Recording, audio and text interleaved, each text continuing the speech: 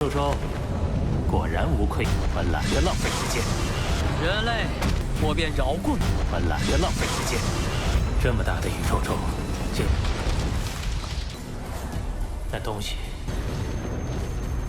是无语义的部件，还有另外碎星内核的。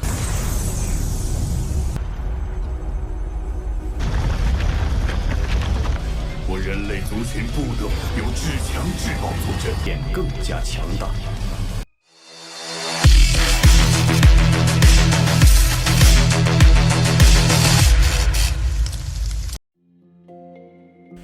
Halo semuanya, selamat datang di Ruang Sinema. Bagaimana kabar kalian semua? Semoga selalu sehat dan baik-baik saja. Sesuai jadwal, jadi pada hari ini kita akan kembali melanjutkan spoiler Penakluk Bintang episode terbarunya, yang mana ini adalah cerita novelnya. Kabar bahwa Hook Expounder berhasil memperoleh sebuah Supreme True Tracer langsung mengguncang seluruh ras manusia.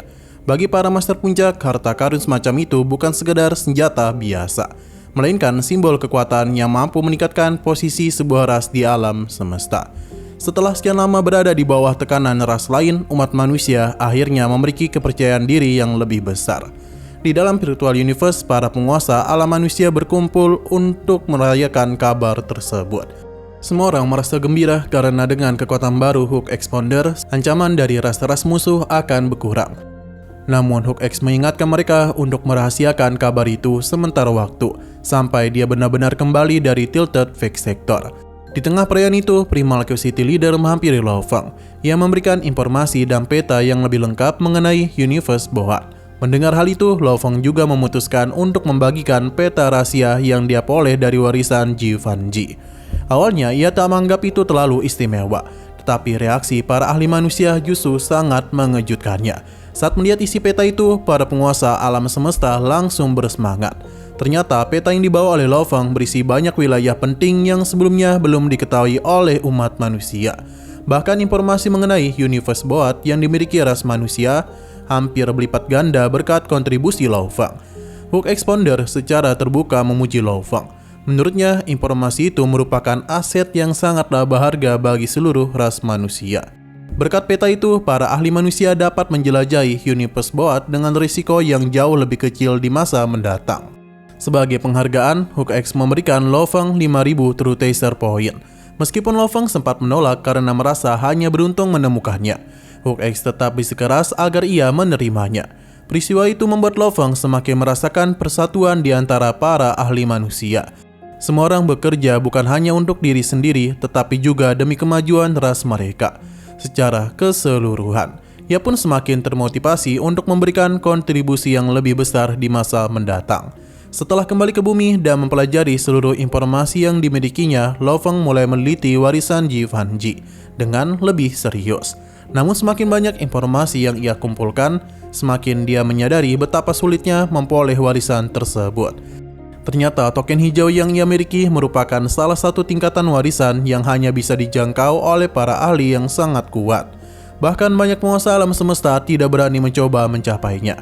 Lo Feng pun menghela napas panjang. Warisan besar memang sudah berada di depan matanya, tetapi jalan untuk mendapatkannya penuh dengan bahaya. Meskipun begitu, sifat Lo Feng tidak pernah berubah. Semakin sulit tantangan yang dihadapinya, semakin besar pula tekadnya untuk menaklukkannya. 3 bulan kemudian, setelah menyelesaikan berbagai persiapan, Lo Feng akhirnya meninggalkan bumi sekali lagi. Kali ini tujuannya sangatlah jelas, menuju Universe Boat dan mencari warisan legendaris yang ditinggalkan oleh Ji Fan Ji. Ia tahu perjalanan itu akan jauh lebih berbahaya daripada sebelumnya, tetapi mungkin juga akan menjadi peluang terbesar dalam hidupnya. Dalam perjalanan, Lo Feng merasa jauh lebih percaya diri jika dibandingkan sebelumnya. Si wing miliknya kini telah pulih hampir sempurna setelah menyerap energi besar dari sayap putih misterius. Dengan kekuatan baru itu, kemampuan domainnya meningkat drastis. Bahkan jika menghadapi banyak ahli puncak sekalipun, Lo Feng yakin dirinya memiliki kemampuan untuk bertarung maupun melarikan diri kapan saja. Meskipun begitu, tujuan utamanya bukanlah mencari pertempuran. Yang paling penting baginya saat ini adalah melatih kemampuan. Jika kemampuannya berhasil mencapai tingkat penguasa tertinggi alam semesta, ia bisa kembali ke Tilted Fake Sector dan mencoba menaklukkan sayap putih misterius yang selama ini gagal dia dapatkan. Sebelum tiba di Universe Board, Lo Feng telah mempelajari banyak informasi mengenai wilayah itu dari berbagai catatan yang dimiliki oleh umat manusia. Ia menemukan sebuah tempat khusus bernama Black Street Stone Pillar atau Celestial Magic Pillar. Tempat itu terkenal karena mampu memberikan tekanan kemauan yang sangat kuat kepada siapapun yang mendekatinya. Semakin dekat seseorang ke pilar itu, semakin besar tekanan yang harus ditanggung. Yang membuat Lo Feng semakin tertarik adalah perbedaan aliran waktu di sana. Waktu di sekitar pilar bisa berjalan ratusan hingga ribuan kali lebih cepat dibandingkan dunia luar. Dan begitu dia bisa melatih kemauannya selama waktu yang sangat lama tanpa harus menghabiskan terlalu banyak waktu di dunia nyata. Karena alasan itulah Lo Feng menjadikan Celestial Magic Pillar sebagai tujuan pertamanya. Setelah menempuh perjalanan panjang selama belasan hari melalui Universe Ocean, Lo Feng akhirnya melihat Universe Board dengan matanya sendiri. Pemandangan di depannya membuatnya terpukau. Di kejauhan, berdiri sebuah kapal besar yang ukurannya mencapai miliaran tahun cahaya. Kapal itu tampak sangat tua dan penuh kerusakan, seolah pernah mengalami pertempuran yang menghancurkan. Retakan, lubang besar, dan bekas serangan terlihat hampir di seluruh bagiannya. Namun meskipun telah rusak selama entah berapa era, kapal itu masihlah memancarkan kekuatan yang membuat siapapun merasa kecil di hadapannya. Di sekitar kapal itu berputar berbagai fenomena mengerikan. Lautan api, badai angin, petir besar, bongkahan es, hingga aliran energi yang tak terhitung jumlahnya mengelilingi seluruh bagian kapal. Bahkan dari jarak yang sangat jauh, Lo Feng masih bisa merasakan tekanan luar biasa yang dipancarkannya. Namun yang paling mengejutkan adalah apa yang dilihatnya di bawah Universe Board. Di sana terdapat sebuah miniatur universe yang telah hancur dan sebagian tubuhnya seolah-olah tertelan oleh Universe Board. Pemandangan itu membuat Lo Feng benar-benar terkejut. Sebuah miniatur universe adalah simbol kekuatan seorang penguasa tertinggi alam semesta. Tetapi kini benda sebesar itu justru tampak seperti korban yang ditelan oleh kapal misterius itu. Melihat semua ini, Lo Feng semakin yakin bahwa asal-usul Universe Board jauh melampaui pemahamannya saat ini. Kapal itu jelas bukan harta karun biasa, melainkan peninggalan kuno yang menyimpan rahasia besar alam semesta. Dengan rasa penasaran yang semakin besar itu, Lo Feng akhirnya menginjakkan kaki di salah satu pecahan di Universe Board. Ia tahu bahwa petualangan yang sesungguhnya baru saja dimulai. Di dalam kapal besar itu telah menunggu berbagai bahaya, warisan kuno, dan kesempatan yang bisa mengubah nasib selamanya. Setibanya di sana, Lo Feng segera bertemu dengan Ice Mountain Master. Dari pertemuan itu ia mengetahui bahwa banyak ahli terkuat umat manusia sedang berkumpul di wilayah itu. Alasannya sederhana, peta yang sebelumnya diberikan oleh Lo Feng telah membuka banyak jalur baru yang belum pernah dijelajahi sebelumnya. Berkat kontribusinya, umat manusia kini memiliki peluang lebih besar untuk menemukan harta dan rahasia di Universe Board. Tak lama kemudian Lo Feng ikut berkumpul bersama para penguasa alam semesta lainnya. Di sana dia bertemu dengan Void Gold Master, Jan Master, Penggong Master, dan para ahli puncak lainnya. Mereka sedang mempersiapkan ekspedisi besar menuju area yang lebih dalam dari Universe Board. Wilayah yang terkenal sangat berbahaya bahkan bagi para penguasa alam semesta. Di sela-sela pertemuan itu, Lo Feng menanyakan kabar kakak seperguruannya dari bumi, yakni Hong. Sudah lama mereka tidak berkomunikasi sehingga Lo Feng merasa khawatir. Mendengar pertanyaan itu, Void Gold Master tersenyum dan menjelaskan bahwa Hong berkembang dengan sangat baik. Meskipun kemajuannya lambat pada awalnya, bakat Hong justru semakin bersinar seiring berjalannya waktu. Ia bahkan telah menjadi makhluk abadi dan memperoleh gelar Huanji Emperor. Saat ini, Hong sedang menjalani pelatihan khusus di bawah bimbingan Hook Expounder. Kabar itu membuat Lo Feng merasa lega. Ia tahu bahwa Hong selalu memiliki tekad dan kemauan yang luar biasa. Kini kakak seperguruannya itu juga sedang menapaki jalan menuju puncak kekuatan. Namun setelah itu, para senior mulai mengingatkan Lo Feng mengenai bahaya Universe Board. Void God Master dan Primal Curiosity Leader secara khusus memperingatinya agar tidak memasuki wilayah terdalam. Bahkan mereka mengakui bahwa para ahli sekelas mereka pun bisa kehilangan nyawa jika tidak berhati-hati. Jika Lo Feng memaksakan diri masuk terlalu jauh, tidak ada yang bisa datang menyelamatkannya. Meski mendengar semua nasihat itu, Lo Feng sebenarnya sudah memiliki rencana sendiri. Tujuan utamanya bukan mengikuti ekspedisi para ahli manusia, melainkan menuju Celestial Magic Pillar, tempat yang dia yakini mampu meningkatkan kemauan seseorang secara drastis. Untuk mencapai tempat itu, ia harus menempuh perjalanan yang sangat panjang dan melewati ratusan daerah berbahaya. Setelah 1 bulan persiapan, para ahli manusia akhirnya berpisah dan menjalankan misi masing-masing. Sebagian menuju area dalam Universe Boat, sementara yang lain menjelajahi wilayah luar. Lo Feng memilih bergerak sendiri. Ia tidak ingin bergantung pada siapapun dan lebih leluasa menjalankan rencananya sendiri. Berdasarkan peta medik Giovanni dan informasi umat manusia, Lo Feng menghitung bahwa perjalanan menuju Celestial Magic Pillar bisa memakan waktu antara 500 hingga 600 tahun. Di sepanjang perjalanan terdapat ratusan zona berbahaya yang dapat merenggut nyawa kapan saja. Namun dibanding rasa takut, Lo Feng justru merasa bersemangat. Ia tahu bahwa semakin besar bahaya yang dihadapi, semakin besar pula peluang untuk menjadi lebih kuat. Dengan pelindungan Star Tower dan berbagai harta karun miliknya, Lo Feng bergerak dengan sangat hati-hati. Di sepanjang perjalanan, dia terus menemukan berbagai fenomena alam yang mengerikan. Ada retakan ruang yang dapat menelan siapa saja. Badai energi yang berlangsung selama jutaan tahun hingga area-area misterius yang bahkan tak tercatat dalam peta umat manusia. Meski begitu, Lo Feng tidaklah terburu-buru.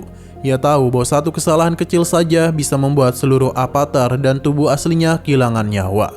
Karena itulah setiap menemukan daerah berbahaya, ia akan mengamatinya terlebih dahulu sebelum melanjutkan perjalanan. Seiring berjalan waktu, Lo Feng semakin menyadari betapa luas dan misteriusnya Universe Boat. Tempat itu bukan sekedar kapal besar yang rusak, melainkan seperti dunia tersendiri yang menyimpan rahasia dari era yang sangat kuno. Banyak jejak pertempuran yang masih dapat ditemukan di berbagai sudut kapal. Dalam perjalanan itu, Lo Feng juga mulai mempelajari peta warisan yang diperoleh dari Giovanni. Semakin dia mempelajarinya, semakin dia menyadari bahwa nilai peta ini jauh lebih tinggi dari yang dia bayangkan. Banyak jalur aman yang tidak diketahui oleh para ahli lain tercatat dengan jelas di dalamnya. Berkat itulah Lo Feng dapat menghindari banyak bahaya yang mungkin telah merenggut nyawa ratusan tahun berlalu dalam perjalanan panjang itu. Bagi para ahli seperti Lo Feng, waktu selama itu bukanlah sesuatu yang aneh. Selama perjalanan, dia terus melatih dirinya dan memperdalam pemahamannya terhadap berbagai hukum alam semesta. Akhirnya, setelah menempuh perjalanan yang sangat panjang, Lo Feng mulai mendekati wilayah tujuannya. Dari kejauhan, ia dapat merasakan tekanan aneh yang pelan semakin kuat. Tekanan itu tidaklah menyerang tubuh ataupun jiwa, melainkan langsung mempengaruhi kemauan seseorang. Lo Feng langsung memahami bahwa dirinya sudah semakin dekat dengan Celestial Magic Pillar. Ia pun menjadi semakin bersemangat. Jika tempat itu benar-benar mampu meningkatkan kemampuannya hingga tingkat penguasa tertinggi alam semesta, maka peluang untuk memperoleh sayap putih misterius dan berbagai warisan kuno akan semakin besar. Dan tekad yang semakin kuat, Lo Feng terus melaju menuju tujuan tersebut, tanpa menyadari bahwa ujian sesungguhnya baru saja dimulai. Setelah memasuki God Destroying Valley, Lo Feng menjadi jauh lebih berhati-hati. Tempat itu dikenal sebagai salah satu wilayah paling berbahaya di Universe Boat. Langit terus memuntahkan lava, bebatuan raksasa jatuh tanpa henti, dan suhu panas yang mengerikan membuat ruang di sekitarnya terus berputar dan terdistorsi. Bahkan bagi seorang ahli puncak, satu kesalahan kecil bisa saja berakibat fatal. Di hari ke-11 penjelajahannya, Lo Feng tiba-tiba merasakan kehadiran seseorang ahli yang sedang mendekatinya. Setelah memeriksa auranya, ia langsung mengenali identitas orang itu. Sosok itu adalah Yin Tuo, seorang ahli terkenal dari era reinkarnasi pertama dan anggota Ancestor God School. Kekuatan Yin Tuo sangatlah terkenal di Universe Ocean. Bahkan banyak penguasa alam semesta menganggapnya sebagai lawan yang hampir mustahil untuk dihabisi. Begitu bertemu, Yin Tuo langsung tertarik kepada sayap Si Huing milik Lo Feng. Dan nada sombong, ia meminta Lo Feng menyerahkan sayap peraknya dan berjanji akan membiarkannya hidup. Tentu saja Lo Feng langsung menolak. Baginya, Si Huing adalah salah satu harta terpenting yang dia miliki. Pertarungan pun tak terhindarkan. Memanfaatkan Golden Country miliknya, Lo Feng mengendalikan sebuah batu besar berdiameter ratusan juta kilometer dan menghantamkannya ke arah Yin Tuo. Serangan itu cukup kuat untuk menghancurkan sebagian besar penguasa alam semesta.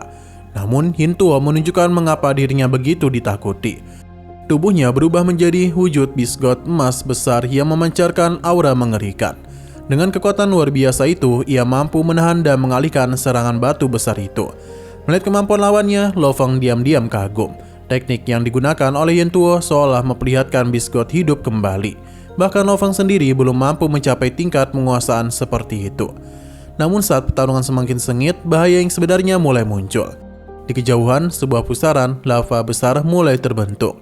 Wajah Lo Feng langsung berubah serius. Berdasarkan catatan yang ditinggalkan oleh Givenchy, lava Whirlpool merupakan salah satu bencana paling mematikan di God Destroying Valley. Begitu terbentuk, ukurannya akan terus membesar dan menelan segala sesuatu di sekitarnya. Yintuo justru tertawa melihat situasi itu. Ia telah menjelajahi wilayah ini selama ratusan era dan sangat memahami medan tempurnya. Menurutnya, Lo Fang tidak akan mungkin bisa melarikan diri dari pusaran lava yang terus membesar itu. Bahkan dia yakin Lo Fang akan mati sebelum sempat melarikan diri. Tak lama kemudian badai dahsyat mulai terbentuk. Batu-batu besar berterbangan ke segala arah. Sementara kekuatan pusaran lava semakin kuat. Kecepatan Lo Fang langsung berkurang drastis.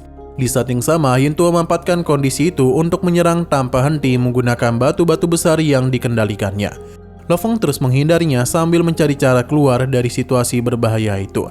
Namun semakin lama pusaran lava semakin mendekat dan medan pertempuran menjadi semakin kacau. Saat itulah Yintuo melancarkan serangan berikutnya dengan kekuatan penuh. Spoiler ini ditutup ketika cakar besar Beast God emas milik Yintuo menerjang langsung ke arah Lo Fang. Sementara pusaran lava mematikan terus membesar di belakang mereka. Lo Fang kini terjebak di antara musuh kuat dan bencana alam yang merenggut nyawa kapan saja. Oke, sekian dulu pada video kali ini. Untuk video selanjutnya akan segera hadir. Jadi bagi kalian yang mengikuti series ini, langsung saja klik subscribe dan aktifkan loncengnya. Terima kasih yang sudah menonton video sampai habis. Jika kalian suka pada video ini, klik like dan share ke teman-teman kalian tentang channel ini. Dan ditunggu aja kelanjutannya. Oke, sampai jumpa di video selanjutnya.